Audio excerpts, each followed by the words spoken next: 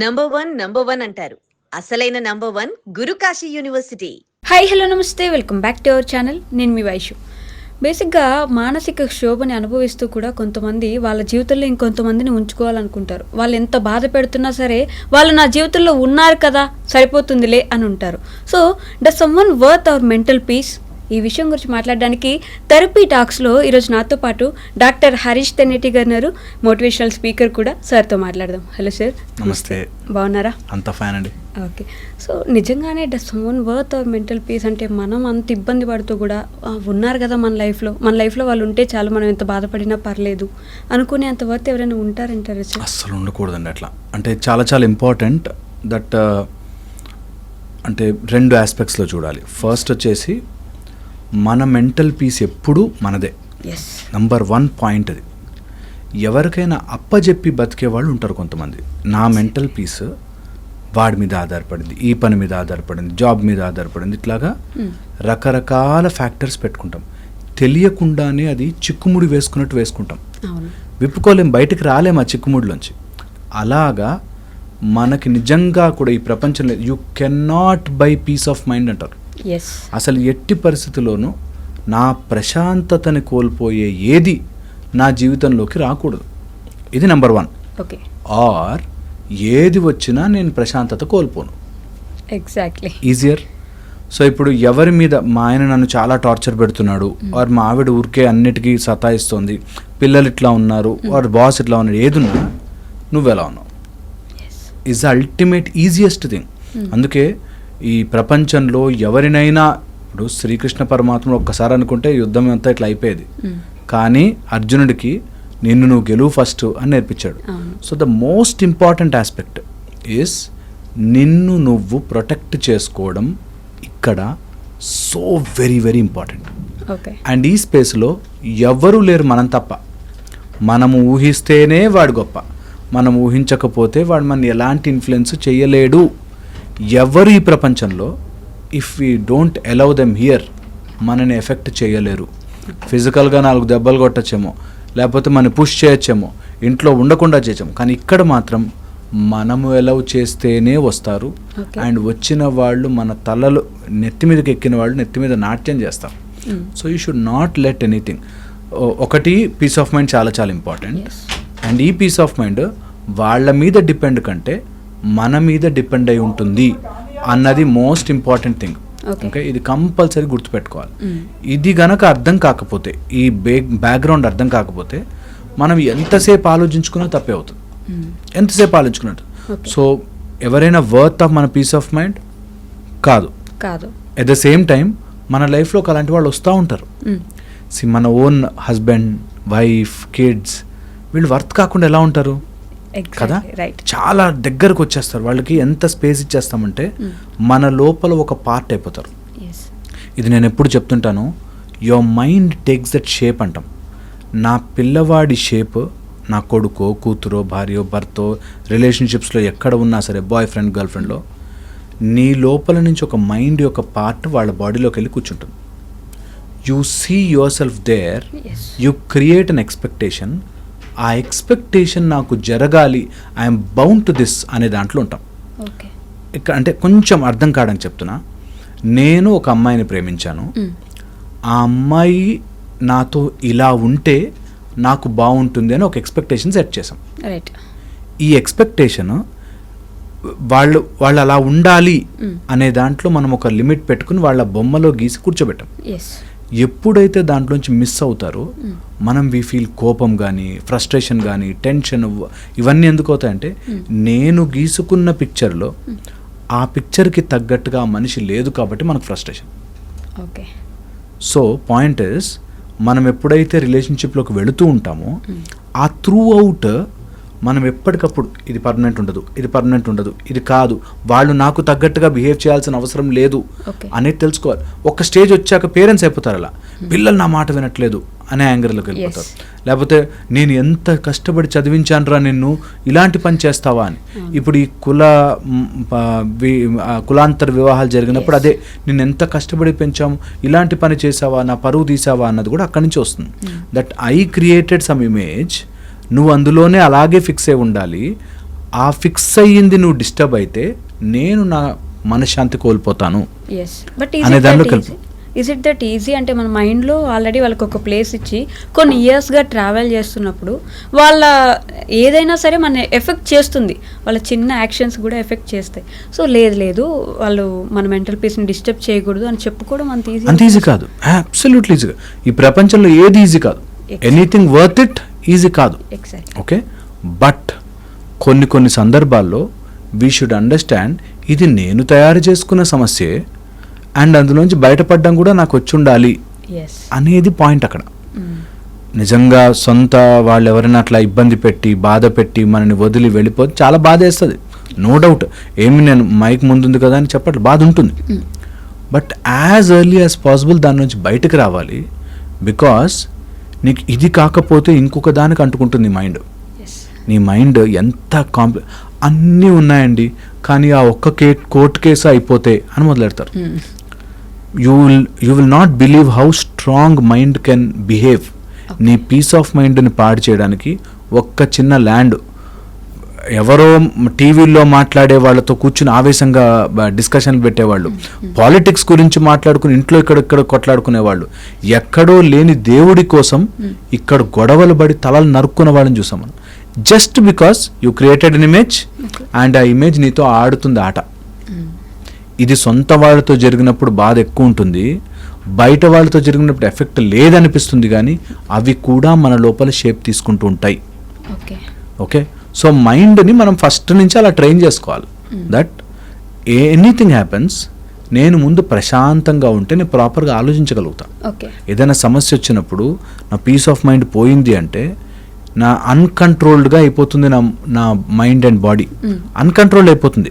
ఎంతోమంది piece of mind లేక రాత్రులు నిద్రపోక క్యాన్సర్లు తెచ్చుకునే వాళ్ళు ఉన్నారు. ఓకే, సో పాయింట్ ఇస్ ఏదేమైనా జరిగినా ఓకే, ఏది జరిగినా నేను అంటుకున్నవి ఇవన్నీ నేను ఈజీగా విడిపించుకోవచ్చు అనే ఒక స్పృహ వస్తే కొన్ని రోజులు కష్టమైనా you can కమ్అట్.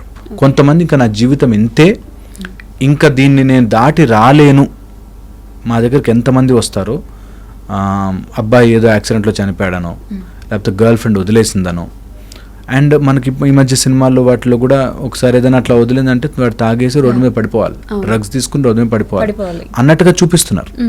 But that's how we damage. పోనీ తాగుడు డ్రగ్స్ లేకపోయినా మనం యాంగర్ అయిపోతాము, ఇంకో రిలేషన్షిప్కి వెళ్ళాలంటే బాధపడతాము, నన్ను ఇంత మోసం ఎలా చేస్తారు. వెరీ ఇంపార్టెంట్, ఇది అండర్ కరెంట్గా మనం గుర్తుపెట్టుకోవాల్సింది. నువ్వే తయారు చేసుకుని నన్నెవ్వడూ మోసం చేయకూడదు అనే ఒక లేబుల్ తయారు చేసుకుని అంటించుకుని ఎవడైనా మోసం చేసేసరికి నేను బాధపడిపోతాను.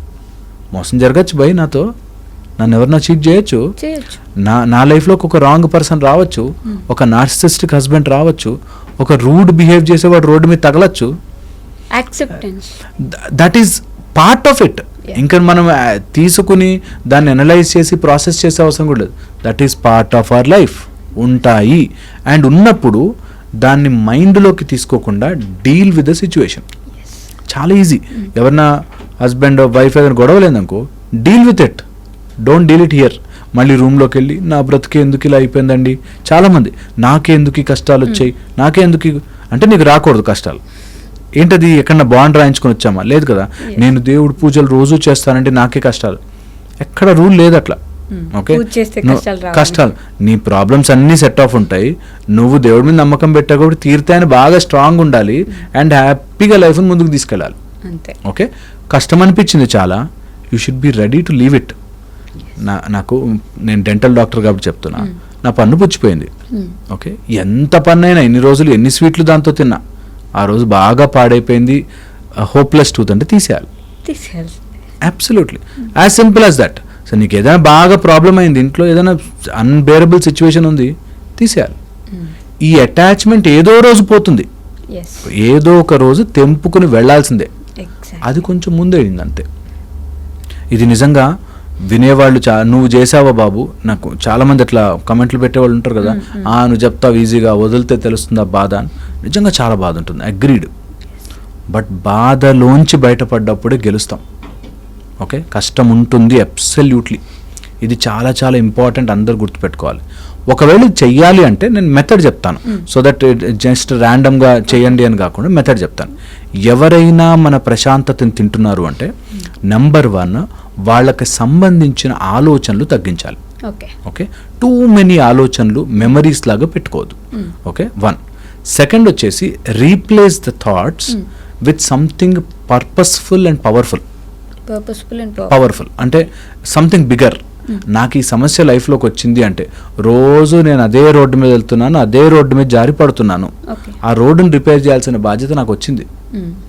Got it? సో అట్లాగా నీకొచ్చే సమస్య లైఫ్లో ఎలాంటి ప్రాబ్లం పదే పదే నీ ముందుకు వస్తుందంటే లర్న్ అండ్ పర్పస్ డెవలప్ చేసుకోవాలి దాంట్లోంచి. ఓకే, చాలా చాలా ఎంతోమంది ఉన్నారు అట్లా. మనకి బ్రిటిష్ వాళ్ళు వచ్చి మన ఇక్కడ పరిపాలిస్తున్నప్పుడు they have developed a purpose, వాళ్ళని బయటకు పంపించాలి అని కదా. అలాగా వెరీ వెరీ ఇంపార్టెంట్. నీ లైఫ్లోకి ఒక సమస్య వస్తే దాన్ని వెళ్ళగొట్టాలి, అది అవర్ టాస్క్. ఓకే, సో వాటికి సంబంధించిన అన్నెసెసరీ థాట్స్ తగ్గించి పర్పస్ డెవలప్ చేసుకోవాలి, చాలా ఇంపార్టెంట్. థర్డ్ వచ్చేసి ఈ మొత్తం ప్రాసెస్లో ఎక్కడో మనకి తెలియకుండా ఎమోషన్ అటాచ్ చేస్తాం. అంటే ఒక భార్య ఇలాగే ఉండాలి కదా, ఒక భర్త అంటే ఇలా ఉండాలి కదా, నేను ఇన్ని చేశాను కదా, ఈ టైప్లో చాలా స్టోరీలు mind చెప్తుంటుంది.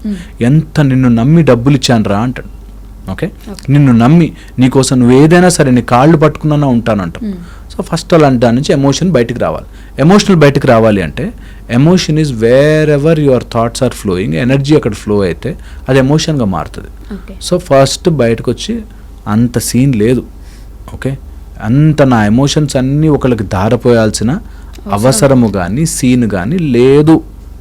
Okay, who ever deserves what అది వాళ్ళకి అలా ఇవ్వాలి. ఓకే, నేను ఎంత కాదనుకున్నా కనకపు సింహాసనం మీద సునకమును కూర్చుండబెట్టకూడదు. It's simple. నాది కనకపు సింహాసనము అండ్ దానిలో నేను సునకాన్ని కూర్చోబెడితే అది భౌభౌ అనే అంటది, వేదం చెప్పదు. ఎగ్జాంపుల్ చెప్తున్నా. ఓకే, సో అట్లాగా whoever deserves what give that, చాలా చాలా ఇంపార్టెంట్. ఓకే, ఎమోషనల్గా ఆ కనెక్షన్ని తెంపండి. ఓకే, స్లోగా కష్టమవుతుంది, ఒకే రోజు అవ్వదు, but give it 41 days time. తెంపేసాను, ఏమి కాదు. ఓకే, నెక్స్ట్ వచ్చేసి ఇలాగ ఏదైనా మాట్లాడుతుంటే we will not think straight. Think straight అనే ఒక చిన్న ప్రాక్టీస్ చేయగలిగితే, ఇప్పుడు ఏంటి సమస్య, నేను ఏం చేయాలి?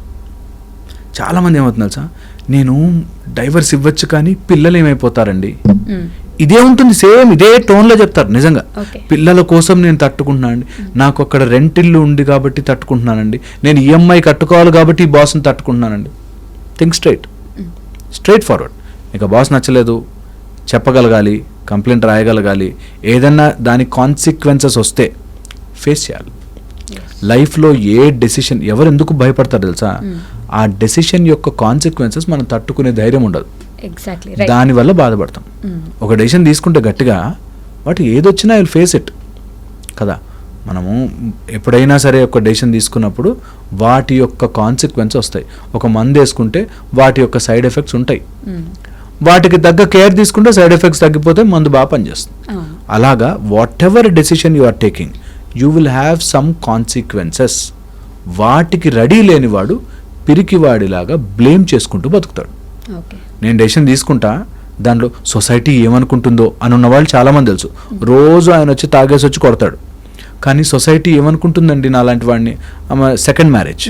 సో సెకండ్ మ్యారేజ్ వాడు he was narcissistic to core, కొడుతూనే ఉంటాడు రోజు. ఇంటికి వచ్చి నువ్వు అలాంటి దానివే ఇలాంటి దానివే అవి ఇవి మాటలు బూతులు, అండ్ ఇంకా తల్లిదండ్రులను తిట్టి తండ్రితో లింక్ పెట్టి. ఎందుకుంటున్నాడు? సెకండ్ మ్యారేజ్ కదండి. ఇంక ఇప్పుడు బయటకు వచ్చానంటే సొసైటీని అన్నాడు. ఏ సొసైటీ, ఎవరి కోసం, ఏంటి? That thinking straight is important, very very important. చాలా తక్కువ మంది ఆలోచిస్తారు అలా. నీకు ప్రాబ్లం ఏంటి, నేనేం చేయాలి కాకుండా సొసైటీ ఏమనుకుంటుందో, పిల్లలు ఏమవుతారో, ఆస్తి ఏమవుతుందో, ఇలా తిక్కగా తిప్పి ఆలోచించిన వాళ్ళు they will always blame and lose their peace of mind. And peace of mind పోతుంది అంటే ఈరోజు ఈ పాయింట్ అయితే రాసి పెట్టుకోవాలి. పీస్ ఆఫ్ మైండ్ పోతుంది అంటే నువ్వు ఎక్కడో డెసిషన్ తీసుకోవడానికి భయపడుతున్నావు, ఎక్కడో అడుగు వేయడానికి భయపడుతున్నావు. నాకు తెలుసు సిగరెట్ తాగకూడదని, కానీ తెలిసిన నాలెడ్జ్ని అప్లై చేయడానికి నాకు కుదరట్లేదు. Obviously will suffer. Yeah A suffering అయినా అక్కడి నుంచి వస్తుంది. దట్ నేను ఎందుకని నేను ఇంత చేస్తున్నాను చేయట్లేదు, ఇంకా ఎక్కడో ఏదో లూప్ హోల్ ఉంది, వెతికి దాన్ని సీల్ చేయి. బకెట్కి హోల్ ఉంది అనుకో, ఎంత నీళ్ళు నింపినా కారిపోతాయి. అది ఏంటో చూసి సీల్ చేయాలి ఫస్ట్. సో అలాగే నేనేం మారలేకపోతున్నాను, నన్ను ఒక వ్యక్తి నా జీవితంలోకి వచ్చి టార్చర్ పెడుతున్నాడు అంటే నేనేంటి మారలేకపోతున్నాను. That's a simple thing. ఇది గట్టిగా తీసుకున్నవాడు జీవితంలో ముందుకెళ్తాడు, లేకపోతే వెనక్కి వెళ్తాడు అండ్ సఫర్ అవుతాడు. సఫర్ అయితే పీస్ ఆఫ్ మైండ్ పోతుంది. పీస్ ఆఫ్ మైండ్ పోతే జారుడు బండి నుంచి జారినట్టుగా కిందకి వెళ్ళిపోతాం, పైకి వెళ్ళలేం. సో ఎప్పటికీ any situation save your mind, save your peace. నీ మైండ్ వైబ్రేట్ అవుతున్నప్పుడు నీకు ఏం కనిపించదు సరిగ్గా, and you will commit more mistakes. మాకు తెలిసిన వాళ్ళు ఒక అమ్మాయి 43-45 ఇయర్స్ ఏజ్ అమ్మ, ఇంట్లో హస్బెండ్ చాలా టాక్సిక్గా ఉన్నాడని చెప్పి ఆఫీస్లో ఎవరితోనో ఫ్రెండ్షిప్ చేయడం, వాడితో లింక్ పెట్టుకోవడం, వాడితో బయటకు వెళ్ళడం, వాడు అన్ని వీడియోలు ఫోన్లు తీసి రెడీ పెట్టుకున్నాడు. సో పాయింట్ ఏంటంటే మనం మన మైండ్ పీస్ ఆఫ్ మైండ్ స్ట్రైట్గా ఆలోచించలేక ఏం చేయొచ్చు, హస్బెండ్ టాక్సిక్ ఉన్నాడు, నేను ఐ డీల్ విత్ ఇట్, అంత టాక్సిసిటీ నా మీద వేస్తుందంటే I deal with it, I collect proofs, I sort this అనేది లేకుండా బయట ఫ్రెండ్ కనిపించాడు కదా అని చెప్పి వాళ్ళతో మాట్లాడు, ఇట్స్ రాంగ్. పద్ధతి wrong. Because when you lose your peace of mind think straight చేయలేం, ఇంకోటి ఏదో ఆలోచిస్తాం, అలా చేస్తే అయిపోతుంది, అలా చేస్తే అయిపోతుంది. వాడు ఇంకా చేసుకుంటాను, నేను పెళ్లి చేసుకుంటా అని చెప్పి తిప్పి ఈమె డబ్బులు, ఈమె మొత్తం అన్ని వీడియోలు రికార్డు అన్నీ పెట్టుకున్నాను. సో నేను 43 years lady with 2 kids, toxic husband, ఎట్లా డీల్ చేయాలి, గట్టిగా ఉండాలి. డీల్ చేస్తే ఒక దెబ్బకి సెట్ అయిపోవాలి వాడు. కానీ you will lose once a peace of mind is gone.